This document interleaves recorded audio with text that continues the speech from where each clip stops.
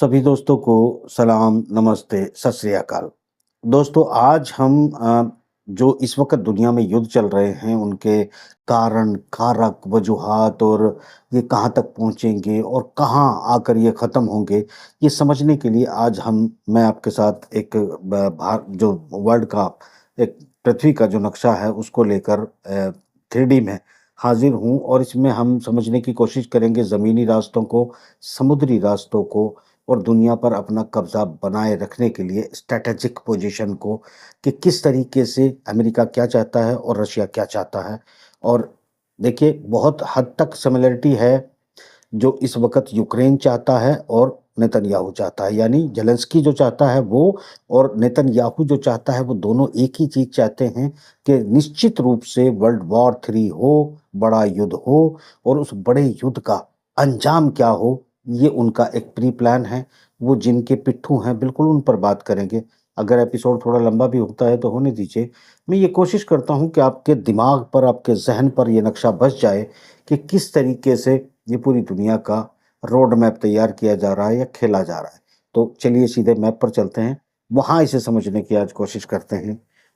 देखिए ये जब हम जैसे देख रहे हैं ये है आपका माफ़ कीजिएगा ये आपका यूनाइटेड नेशन, ये आपका यूनाइटेड स्टेट है जो जिसे आप अमेरिका भी कहते हैं। तो ये यहाँ से अपना सारा व्यापार जो करता है दोस्तों, इसके व्यापार को देखते हैं इसका मार्ग क्या है, कहाँ से इसको कैसे-कैसे करना है। क्यों ये पूरी दुनिया पर कब्ज़ा करने पर उतारू रहते हैं और अलग-अलग अपनी जो इन्होंने अड्डे बनाए हैं फ़ौजों के, वो क्यों बनाए हैं?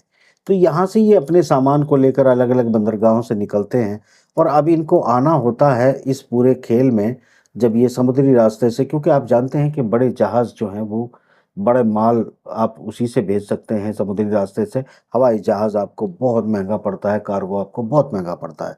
तो क्योंकि पूरे शहर के माल भरकर जो है पानी के जहाज़ ट्रैवल करते हैं और वही लड़ाई जो है चल रही है और वो काफ़ी दिनों तक चलती रहेगी। इसका कोई मतलब नहीं है कि दुनिया जो है वो पानी के जहाज़ का रास्ता भी बहुत जल्दी साल, 2 साल या 100 साल में बंद करने वाली है। ऐसा लगता नहीं है, ये बहुत महत्वपूर्ण है। ये जो हम देख रहे हैं ये स्पॉट है अफ्रीका, ये अफ्रीकन महाद्वीप है। यानी यहाँ अमेरिका से जब वो कोई माल लेके आते हैं तो अफ्रीका आने के लिए इस वाले अफ्रीका में वो सीधे आ सकते हैं। और अगर मैं दूसरा रास्ता आपको दिखाने की कोशिश करूँगा, यानी यहाँ से वो अपना माल लेकर चलेंगे, जहाज़ ये लैटिन अमेरिका है, यहाँ से लेके चलेंगे तो यहाँ से तो वो सीधे यूरोप में एंटर करते हैं। मगर जब एशिया में अगर वो इस रास्ते को छोड़ेंगे तो फिर उसको अफ्रीका के ये देश तो वो कनेक्ट कर लेते हैं। अगर एशिया में आना हो तो देखिएगा ये कितना लंबा रास्ता उनको पड़ता है। ये यहाँ से होते हुए आते हैं और फिर जो है वो ये पूरा का पूरा पृथ्वी का लगभग चक्कर लगाना पड़ेगा। बहुत ट्रिपल ये यहाँ तक आएँगे, पहुँचेंगे। यहाँ से आने के बाद फिर कहीं जाके ये अरब सागर एंट्री होगा। इसके बाद फिर एशिया के वो कंट्री जहाँ पर इनका बड़ा व्यापार होता है, ये यहाँ पर पहुँचेंगे, जिसमें से ये भारत का हिस्सा है। यानी वहाँ से इतना चक्कर काट के आए भारत है और ये पूरा फिर आपका मलेशिया, इंडोनेशिया, थाईलैंड ये पूरा, और उसके बाद ये साउथ चाइना सी के पिछले हिस्से में जाते हैं। एशिया के मैक्सिमम देश जो हैं वो आपको नज़र आ रहे हैं, ये पूरे एशिया के देश नज़र आ रहे हैं आपको। आप फिलीपींस से लेते हैं, वियतनाम आते हैं, थाईलैंड आते हैं, म्यांमार आते हैं, नेपाल आते हैं, अफ़गानिस्तान, और ये भारत और ये मलेशिया, इंडोनेशिया, ये पूरे के पूरे जो कंट्री हैं ये सेंट्रल एशिया है, जिसे हम तुर्कमेनिस्तान जो है कहते हैं, या फिर इसमें तुर्कमेनिस्तान, ये बहुत सारे कंट्री सेंट्रल एशिया के भी हैं।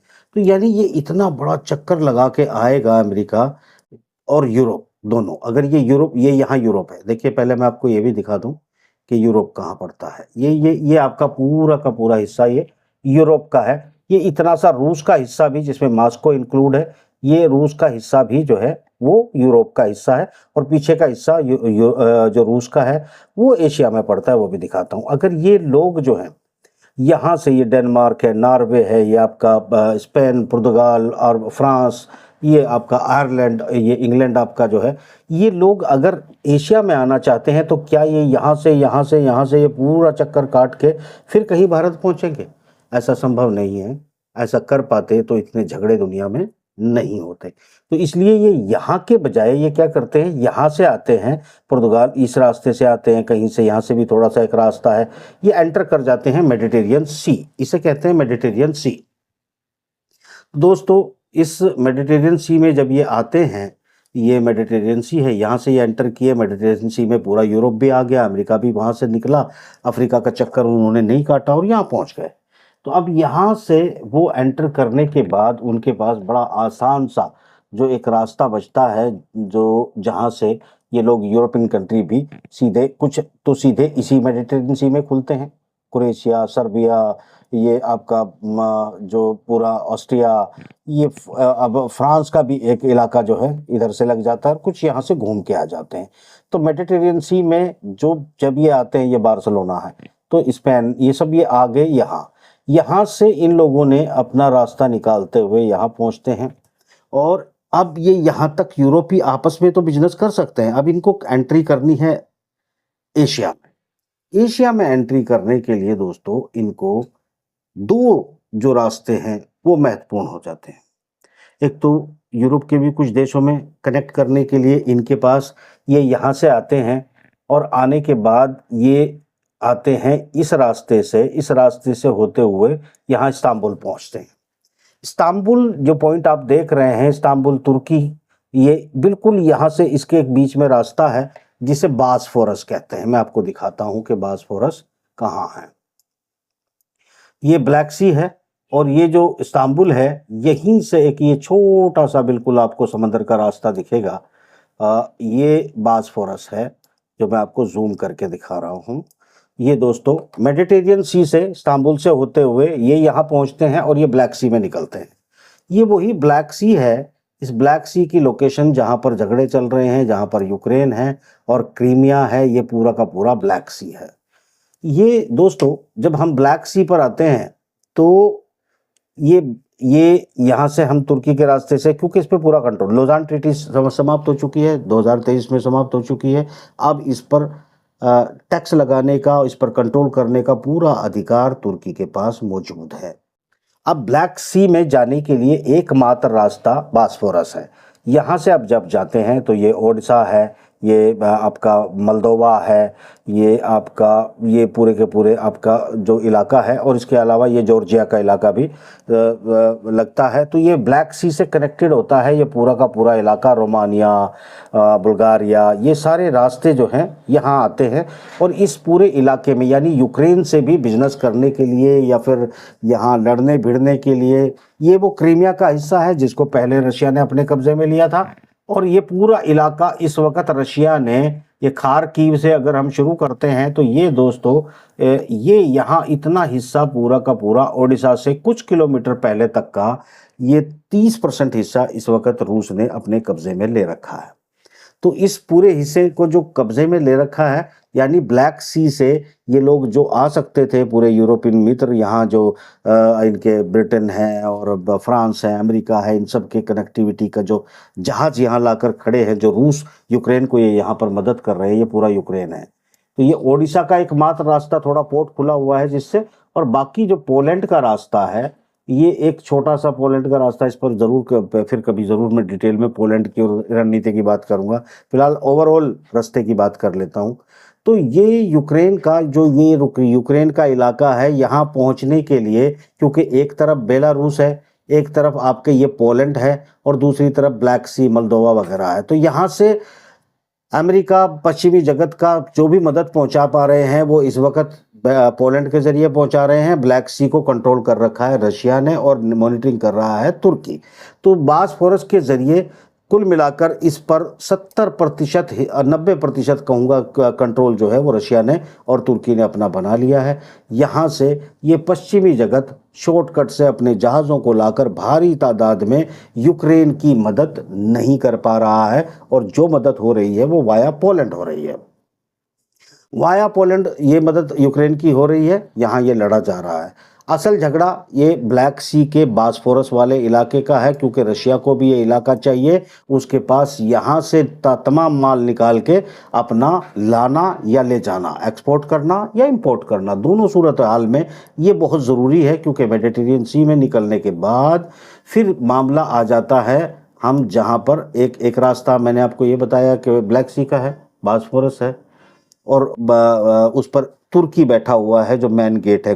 गेट के ऊपर ब्लॉक करके कौन बैठा है? तुर्की बैठा है उस रास्ते को। अब इन सभी लोगों का रास्ता एशिया का, क्योंकि अफ्रीका का चक्कर लगाने का तो इतना ज़्यादा कॉस्ट करता है या इतना वक्त लग जाता है कि उसका कोई मतलब नहीं रह जाता।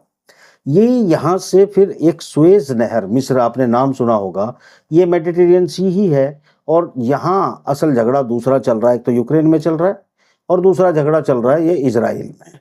तो दोस्तों मैं अब आपको मैप पे आज इसलिए समझा रहा हूँ ताकि कुछ जो लोग मैप नहीं देखते उन्हें समझ में आ सके। ये जो पोर्शन है ये इजराइल है, ये इतना, ये वेस्ट बैंक है, ये इजराइल है। ये मेडिटेरियन सी से भी लगा है, मेडिटेरियन सी से जो है ये इजराइल को सीधे कनेक्ट कर सकते हैं। फिर इसके ज़रिए जॉर्डन इनका अपना दोस्त है, मगर फिर भी एक मुस्लिम कंट्री है। जॉर्डन एक मुस्लिम कंट्री होने के बावजूद जो है वो इनका सहयोगी है, वो एक अलग बात है, मगर वो सिर्फ पैदल के रास्ते कुछ नहीं किया जा सकता, उस पर आते हैं थोड़ा देर बाद, यहाँ आ जाते हैं मेडिटेरियन सी के बाद, ये इस पोर्ट पे आते हैं सईद पे, तो जहाँ से आपकी नहर सुएज नहर एंटर करती है और यहाँ आकर लाल सागर में मिल जाती है। ये जो सुएज नहर है दोस्तों, ये बिल्कुल ये मिस्र के मतलब कब्जे में है, मिस्र होती, इसका टैक्स जो है मिस्र वसूलता है। ये सुएज नहर है। ये जो सुएज नहर है, ये नहर में बहुत बड़ा ट्रैफिक आता है, और ये यहाँ होते हुए सुएज नहर, ये सुएज है, वहाँ से होते हुए वो ट्रैफिक आता है, और ये इस में समुद्र के रास्ते ही होते हुए जब ये पार करके लाल सागर में एंट्री होती है तो ये सुएज कहलाता है। ये सुएज नहर है, ये इतने पोर्शन को सुएज कहते हैं, जिससे बनाया गया है आर्टिफिशियली कि यहाँ से कट किया और इसके बाद इसको लाल सागर से जोड़ दिया। ये वो लाल सागर है जहाँ पर हूतीज का कब्जा है। यानी ये पूरा ट्रैफिक बचाने के लिए आपके लिए सुएज नहर बहुत कंपलसरी है कि आपका ट्रैफिक इसमें से होके आएगा और उसके बाद ये लाल सागर में आएगा। दूसरा आपके पास ऑप्शन होता है कि आप यहाँ से आएँ, वो तो सीधे जहाज़ आ सकते हैं, और अगर रोड के रास्ते फिर से आप पोर्ट का इस्तेमाल करने चाहते हैं तो ये इजराइल जो आपकी लोकेशन है मेडिटेरियन सी से, इजराइल में आप एंटर करते हैं, और इजराइल से एंटर करने के बाद इजराइल का एक कॉर्नर यहाँ जो है आके लगता है लाल सागर की इस छोटी सी कॉर्नर से, और ये जो छोटा सा कॉर्नर आपका लाल सागर का है, तो इसमें से ये निकल के लाल सागर में पूरे में एंट्री हो जाती है। यहाँ से ये आपको कनेक्टिविटी देता है। तो ये इजराइल की ये वाली लोकेशन अति महत्वपूर्ण है। अगर हम मिस्र को और सुएज नहर को भी छोड़ दें तो यहाँ को भी एक शॉर्ट ट्रांजिट रास्ता बन सकता है। तो ये एक चीज जो है यानी स्ट्रेटेजिक लोकेशन है, जहाँ पूरे यूरोप को, अमेरिका को वो अब एशिया में एंट्री दिला रहा है। ये एशिया में जब इनको एंट्री होगी दोस्त, ये पूरा लाल सागर होते हुए जो जिसके बराबर बराबर सऊदी अरब पड़ता है, कुछ अफ्रीकन देश पड़ते हैं, और ये इस लाल सागर से अदन की खाड़ी, इसे अदन की खाड़ी कहते हैं। अदन की खाड़ी यानी यहीं से अमन, ये जो यमन है, यमन का कंट्रोल यहाँ से शुरू होता है। ये जिबूती है जहाँ पर चाइना भी अपना एक पोर्ट बना रहा है, एक तरफ चाइना अपना पोर्ट बना रहा है, दूसरी तरफ यमन भाइयों के, यमनियों के यानी हूथियों के कब्जे में ये समंदर का पूरा गेट है। और यहाँ से अदन की खाड़ी में आप एंट्री से बाहर निकलने के बाद अरब सागर में दाखिल हो जाते हैं। तो ये जो अरब सागर है, इसमें जब आप दाखिल होते हैं अदन की खाड़ी से, तो इसके बाद इस अरब सागर में से बहुत सारे देश आपके अफ्रीका के भी, ये पूरे अपने सोमालिया और तंजानिया तक, पूरा उसके नीचे तक भी आपको पूरा इलाका मिल जाता है कनेक्टिविटी के लिए। और फिर यहीं से अदन की खाड़ी से होते हुए अरब सागर में जब आप आते हैं तो ये आपका छोटा सा हिस्सा मालदीव का है, ये श्रीलंका है, ये इसके बाद कोची है। यहाँ से अगर ये भारत तक, पाकिस्तान, भारत, कराची और ये दुबई, यहाँ ये आपका ये मस्कट, दुबई, ये ओमान का जो राजधानी है वो, और उसके बाद यहाँ से इस मुहाने को कहते हैं होर्मुज। ये जो होर्मुज का इलाका है, असल में ये पूरा ईरान है, ये पूरे ईरान के कंट्रोल में है, मगर यहाँ से बहरीन, कतर, दुबई और कुवैत, ये पूरे के पूरा जो तेल का पूरा बाजार है, ये यहाँ इस खाड़ी से लगता है, और यहाँ इस गेट से होते हुए जो ईरान के कंट्रोल में है, ये बाहर निकलता है फिर से अरब सागर में। तो अब ये ईरान के लिए ये जो होर्मुज है, इस पर ध्यान दें। ये जो जिबूती और यमन के सामने का गेट है लाल सागर का, इसको आप जो है याद रखें। यानी आप पता नहीं यार उसे दिख रहा है कि नहीं, मगर ये है कि इसको गेट को और हॉर्मुज को और एक लाल सागर का ये जो इस्तांबुल वाला इलाका है, आप इसको ध्यान रखें। ये 3 कनेक्टिविटी हैं जो एशिया से ये पूरे यूरोप को, अमेरिका को जोड़ती है, क्लियर करती है, जिससे यहाँ से निकलने के बाद यहाँ भी वापस आया जा सकता है, और फिर यहाँ से निकलने के बाद पूरी एशिया में इनकी एंट्री हो जाती है। ये हिंदुस्तान, पाकिस्तान, यहाँ से घुस के जाएंगे तो ये ईरान, और इसके अलावा फिर यहाँ से यानी खाड़ी के देश भी यहाँ से इस पर कंट्रोल हो गए, और उसके बाद ये आपका नेपाल, भारत, म्यांमार, थाईलैंड, ये पूरा का पूरा जो है आप घूमते चले जाते हैं। जहाँ आप आते हैं वियतनाम, मलेशिया, इंडोनेशिया, फिलीपाइंस, और उसके बाद दक्षिण कोरिया और जापान, यहाँ तक आ जाते हैं। ये साउथ चाइना सी का इलाका है। यानी आप एक बहुत बड़ा ट्रांजिट फेस आप छोड़ देते हैं, ये अफ्रीका का जो आपको दिखाई दे रहा है पूरा, और आप सिर्फ शॉर्टकट मारते हैं। यहाँ से ये लोग यहाँ से आते हैं, और यहाँ से ये सुएज नहर का इस्तेमाल करते हैं, लाल सागर में आते हैं, उसके बाद ये आ जाते हैं सीधे अरब सागर में, फिर इंडियन ओशियन में आ जाते हैं, और इंडियन ओशियन से होते हुए ये अफ्रीका का ये पूरा इलाका भी कवर कर लेते हैं शॉर्टकट में, और पूरा एशिया भी कंट्रोल कर लेते हैं। तो इनके लिए यानी ये जो लाल सागर है, ये एक बहुत ही महत्वपूर्ण लोकेशन है, और हूतीज जो है यहाँ पर बहुत मजबूती से बैठे हैं। आज फिर उन्होंने 3 जगह से यहाँ से हमला किया। यहाँ से इजराइल यहाँ जाते हुए एक जहाज को इन्होंने डुबो दिया, उसको बिल्कुल नाकारा कर दिया, उस पर हवाई हमला किया, उस पर मिसाइल से हमला किया, उसको नेवी से हमला किया, और बिल्कुल नस्तो नाबूद कर दिया है। तो ये जो सऊदी अरब है, ये किनारा ज़रूर है, मगर यहाँ पर अगर सऊदी अरब चाहे दोस्तों, तो सऊदी अरब यहाँ यमन से हालांकि एंट्री आपको लेनी ही पड़ेगी। जब आप यमन के रास्ते से गुजरेंगे तो ये तो पूरा यहाँ तो सऊदी का कंट्रोल नहीं है। जिबूती जो यहाँ पर है, ये यहाँ ऑलरेडी चीन बैठा हुआ है, एक बंदरगाह उसने रेंट पे ले रखी है, और एक ये पूरा का पूरा यमन का इलाका है। तो ये सना राजधानी है यमन की, यहाँ से आप एंट्री करके ही अंदर जा सकते हैं या यहाँ से बाहर आ सकते हैं। तो दोनों रास्तों पर पूरा कंट्रोल है। सऊदी अरब, ये जद्दा पोर्ट है, यहाँ से भी ये सऊदी अरब जो है कोई ना कोई साथ दे सकता है, मगर सऊदी अरब शांत बैठा है, वो किसी का कोई साथ यहाँ नहीं दे रहा है, किसी के पक्ष में शामिल सऊदी अरब नहीं है। यहाँ से जब हम निकलते हैं तो यहाँ हम ओमान और ये हॉर्मुज से एंट्री करते हैं, फिर यूएई, आपका कुवैत, बहरीन और ईरान का ये जो पूरा इलाका है, इवन इराक का भी जो तेल का जो कारोबार है वो यहीं से लगता है। तो इसी हॉर्मुज से इराक भी कनेक्टेड होता है। ये पूरा यानी तेल के जो प्रोड्यूसर है वो कौन है? इराक है, कुवैत है, बहरीन है, ईरान है, ये आपका दुबई है, और यहाँ अब यमन में भी है, मगर अभी वो बहुत कुछ फंसे हुए हैं। ये आपका ओमान है, ओमान में भी जो है तेल का अच्छा खासा कारोबार है। तो ये पूरा का पूरा रास्ता जो अरब सागर में खुलता है, ये एक महत्वपूर्ण हो जाता है। दुनिया का मैक्सिमम कारोबार यहाँ से कनेक्ट होता है। अगर यूरोप को और अमेरिका को एशिया पर अपना प्रभुत्व जमाए रखना है तो लाल सागर उनके पास होना अनिवार्य है। लाल सागर से ही वो एंट्री करेंगे, लाल सागर को ही रोक के बैठे हैं इस वक्त हूती, और हूती जो है वो हमले कर रहे हैं। यानी जितनी अमेरिका ने इस पूरे रीजन को अपने कब्जे में ले रखा है, या उसके जो अड्डे हैं, हवाई अड्डे जो हैं ताकत बनाए रखने के लिए, ताकि समुद्री रास्ता उनका बना रहे तेल का, और तमाम कारोबार इनके साथ में जुड़े रहें जो समुद्र के रास्ते से ही होने हैं। मगर स्ट्रैटेजिकली फौज का इस्तेमाल जो है वो कैसे किया जाता है? फौज का इस्तेमाल करने के लिए अमेरिका ने जहां अपने फौजी अड्डे बना रखे हैं जहाँ से वो इस रीजन को कंट्रोल करता है, यहाँ के राजाओं को, पब्लिक को, फौजों को दबाव में बनाए रखना चाहता है ताकि उनका जो व्यापार है, उनके कंटेनर हैं, उनके जहाज हैं, वो आते जाते रहें और दुनिया की मैक्सिमम कमाई को अपने अंडर और अपने हिसाब से चलाते रहें।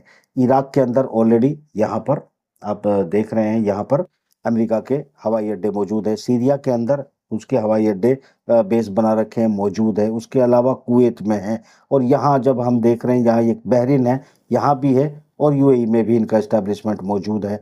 यानी यहाँ से पूरा का पूरा ये इलाका तो लगभग ईरान के सामने वाला ये पूरा कंट्रोल कर रखा है अमेरिका ने, ताकि इजराइल के और इजराइल के और ईरान के बीच में एक स्ट्रैटेजिक जो वॉल बना रखी है, फायर वॉल बना रखी है अमेरिका ने, इसे बचाने के लिए। यहाँ सीरिया में ये जो है इजराइल का, थोड़ा नज़दीक आ जाता हूँ और आपको ये फायर वॉल दिखेगी कि कितनी हिफाजत अमेरिका इजराइल की कर रहा है, क्योंकि इजराइल के नाम पर ही सारे खेल खेले जाते हैं। ये सीरिया के इन तमाम इलाकों में जहाँ तेल के कुएं हैं, यहाँ पर दोस्तों अमेरिका के बेड़े, अमेरिका के फौजी अड्डे, उनके जहाज, उनके एयरक्राफ्ट मौजूद हैं जहाँ से वो हमले करते हैं। आतंकवाद के आईएसआईएस के नाम पर उन्होंने यहाँ अड्डे बनाए थे और तेल के कुओं पर कब्जा कर रखा है।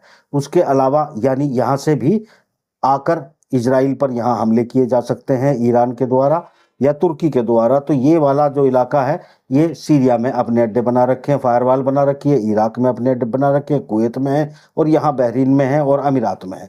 यानी ईरान जब उसका कोई फाइटर प्लेन उड़ेगा तो उसके बाद या उसकी मिसाइल उड़ेगी तो इन अमेरिकी अड्डों से, फेयरवॉल से गुजरते हुए इजराइल पहुंचेगी। इतना आसान नहीं है कि इतने सारे बेस और इतने सारे अड्डे, और जॉर्डन जो ये दिखाई आपको दे रहा है बिल्कुल इजराइल के साथ उसकी दीवार लगी हुई है।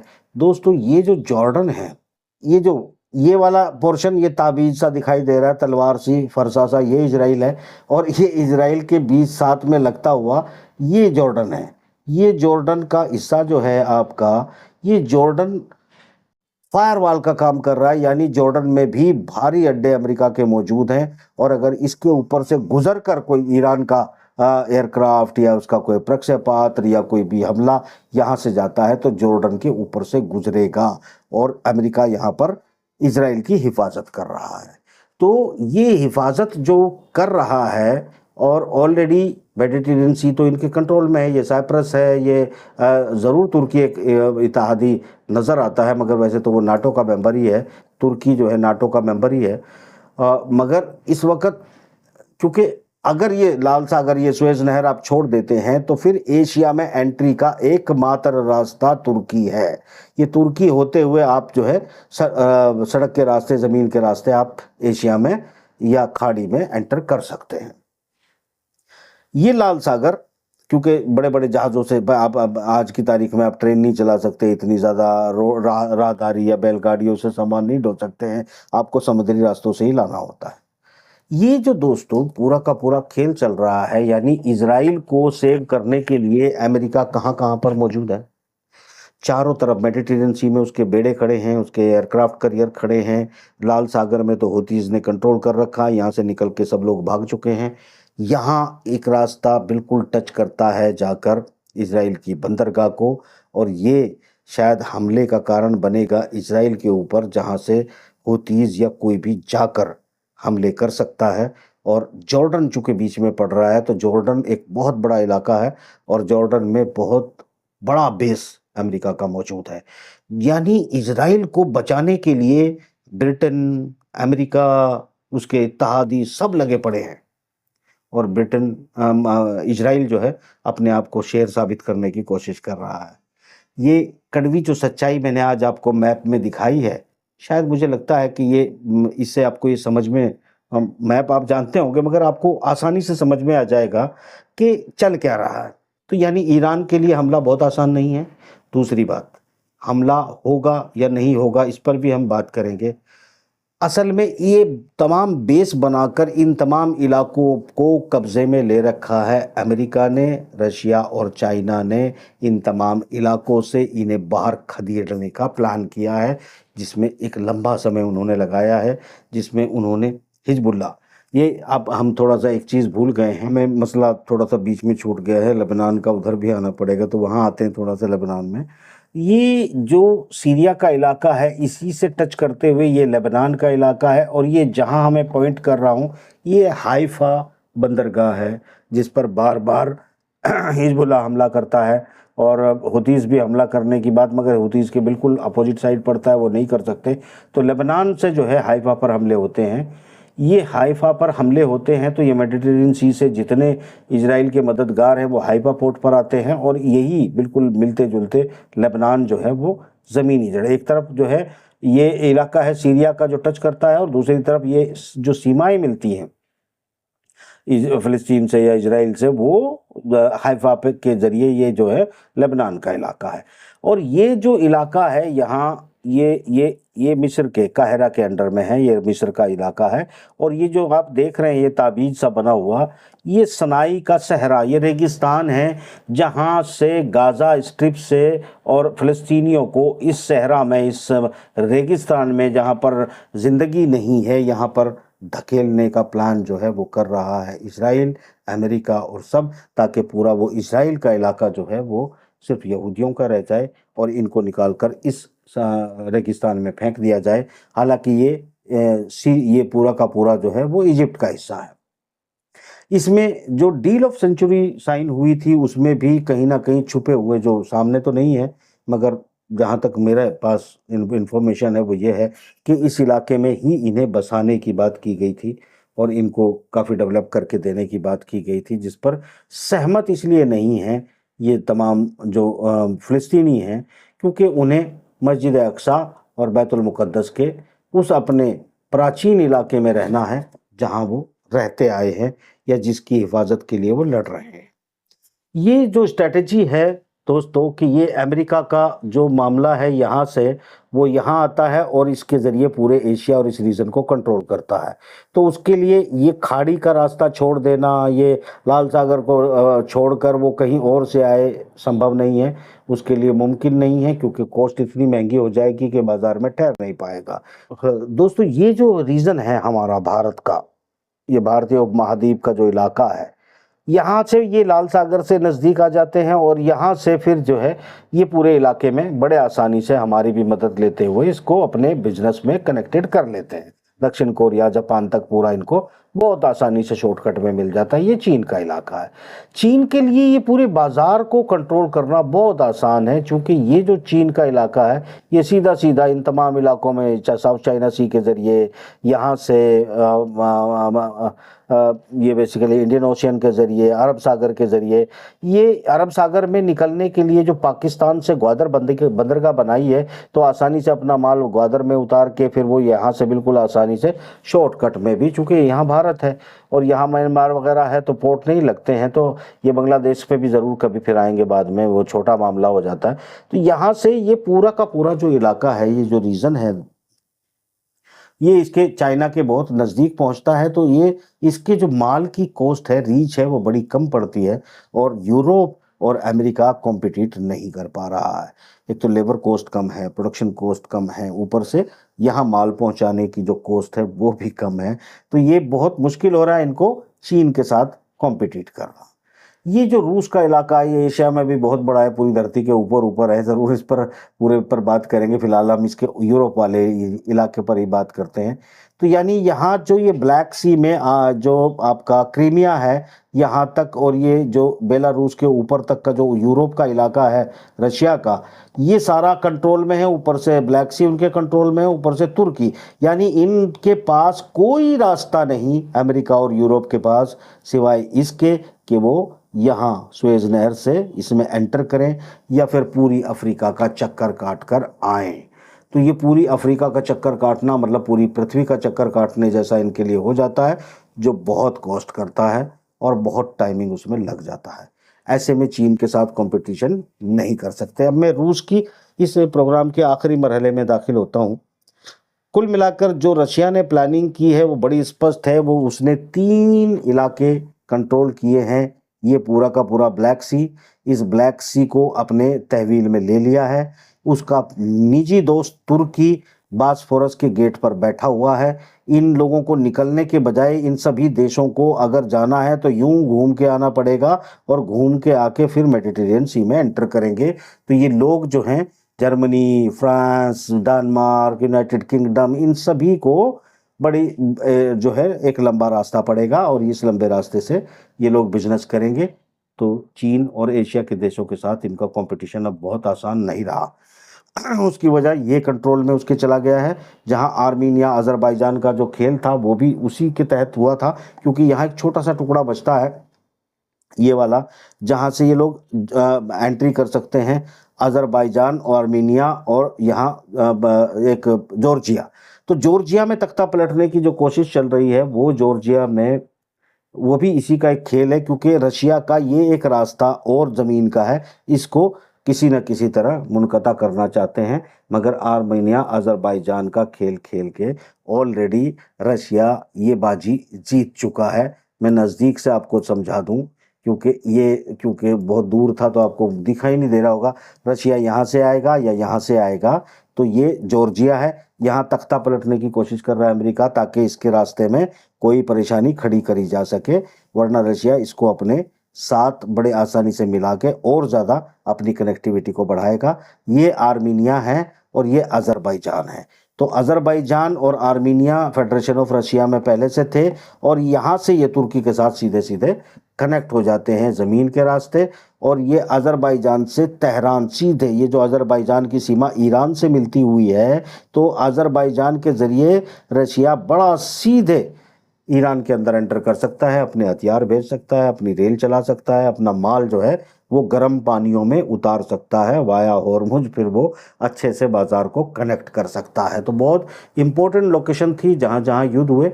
ये लोकेशन मैंने आपको बता दी है, ये भी बता दी है, ये यहाँ हौथियों के कंट्रोल में दे दी गई है और हौथी इसको छोड़ने वाले नहीं हैं। हॉर्मुज ईरान के पहले से कंट्रोल में है। यही 3 रास्ते हैं, चौथे में अज़रबैजान थे। तो ये जो रास्ते हैं दोस्तों इस वक्त पुतिन के टारगेट पे है और उसके जो प्लेयर्स हैं वो यहाँ पर बैठ चुके हैं और वो आसानी से इसको छोड़ने वाले नहीं हैं। इसीलिए इनको एक लंबे युद्ध में इनके माल को बहुत लंबा राउट करवा के, चक्कर लगवा लगवा के, तेल जाएगा तो इनको महंगा पड़ेगा, क्योंकि यहाँ से इनको तेल नहीं जाने दिया जाएगा। वो इनको तेल लेना होगा तो बहुत घुमा के जाएंगे, इनकी कॉस्ट डबल हो जाएगी। कुल मिलाकर एक ऐसी मुसीबत में यूरोप और अमेरिका को फंसा दिया है रशिया ने, और वो इसे अगली सर्दियों तक 2025 तक, जब तक ट्रंप जीत कर ना आ जाए तब तक फंसाए रखना चाहता है। क्योंकि ये जो रास्ते हैं, अब रशिया इन पर अपना कंट्रोल नहीं गंवाएगा, ये युद्ध के असल कारण हैं। इसके अलावा आप पृष्ठभूमि पे बात करेंगे, अज़रबैजान में कौन सी नस्ल है, आर्मीनिया की कौन सी नस्ल है, वो नस्लें कैसे लड़ेंगी, ईरान में शिया रहते हैं, सऊदी में सुन्नी रहते हैं, हौती शिया है, फला है, ढिका है। ये सब कोरी कहानियां हैं जो एक बड़े कैनवास के ऊपर, पृथ्वी के कैनवास के ऊपर जब लकीरें खींची जाती हैं, उनमें देखा जाता है किसे मज़हब के नाम पर लड़ाया जा सकता है, किसे मसलम के नाम पर लड़ाया जा सकता है, किसे विचारधारा के नाम पर लड़ाया जा सकता है। और ये कठपुतलियाँ, इनके धागे खींचने वाले दूर बैठे हुए धागे खींचते हैं। जो रोड मैप और जो कारण और कारक मैंने आपको समझाए हैं, इससे अलग कोई नतीजा दुनिया का आने वाला नहीं है। ये जितने बड़े बड़े तुर्रम खाओं को आप सुनोगे, इंशाल्लाह सब पूरी बकवास साबित होंगे। मैंने आपको बहुत तफसीली समझा दिया है। व्लादिमीर पुतिन तुर्की कब एंटर करेगा और वो उस लोकेशन को कैसे ब्लॉक करेगा, ये आपको देखना होगा। मेडिटेरियन सी में सीधे कनेक्टिविटी तुर्की की है, कैसे वो इनका गला दबाएगा ये आपको आगे देखने को मिलेगा। अब मैं आखिरी इस प्रोग्राम के पड़ाव में आता हूँ कि यूक्रेन में जेलेंस्की जो एक यहूदी कम्युनिटी का है, इजराइल में नेतन्याहू जो एक यहूदी है, और इस तमाम दुनिया के व्यापार को और इन देशों को अपना गुलाम बना कर रखने वाले अमेरिका के व्यापारी वर्ग, वो सब यहूदी हैं।